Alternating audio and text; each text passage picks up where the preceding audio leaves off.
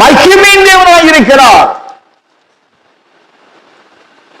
அவருடைய வாசஸ்தலம் ஒருவரும் சேரக்கூடாத ஒளியில் அவருடைய சிங்காசனம் இருக்கிறபடினாலே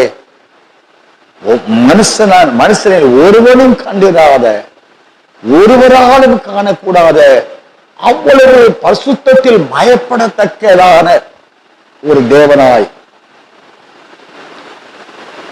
அவர் இருக்கிற இடம் ஒரு மனுஷனும் பிரவேசிக்க முடியாத மகா பரிசுத்தமுள்ள இடம். அதைத்தான் மகா பரிசுத்தமுள்ள இடம் என்று நாம் வாசிக்கிறோம். ஆசரிப்பு கூடாரத்திலே ஆராதனை ஸ்தலம், பிராகாரம், பின்பு பரிசுத்த ஸ்தலம், பின்பு மகா பரிசுத்த ஸ்தலம். கிருபையின் காலம் வரைக்கும்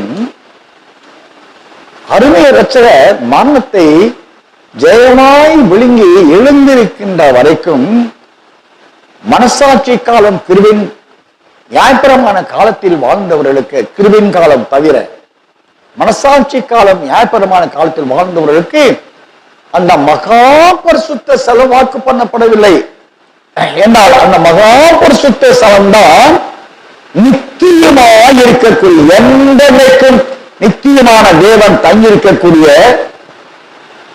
வாசஸ்தலம்.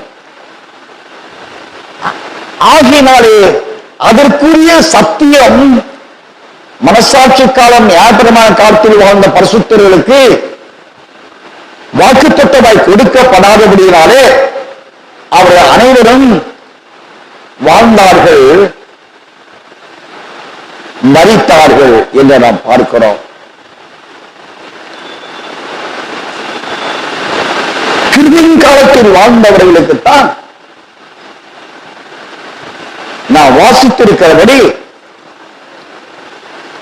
மரண பயத்திற்குள்ளாயிருக்கிற எல்லாருக்கும் விடுதலை கட்டளை விடும்படி ஜீவகாலம் எல்லாம் நாம் எபிரேயர் 2ஆம் அதிகாரம் 14-15 வசனங்களை வாசிக்கலாம். ஆதலால் பிள்ளைகள் மாம்சத்தையும் இரத்தத்தையும் உடையவர்களாய் இருக்க அவரும் அவர்களைப் போல மாம்சத்தையும் இரத்தத்தையும் உடையவரானார். மரணத்துக்கு அதிகாரியாகிய பிசாசானவனை தமது மரணத்தினாலே அழிக்கும் படிக்கும் ஜீவ காலமெல்லாம் மரண பயத்தினாலே அடிமைத்தனத்திற்குள்ள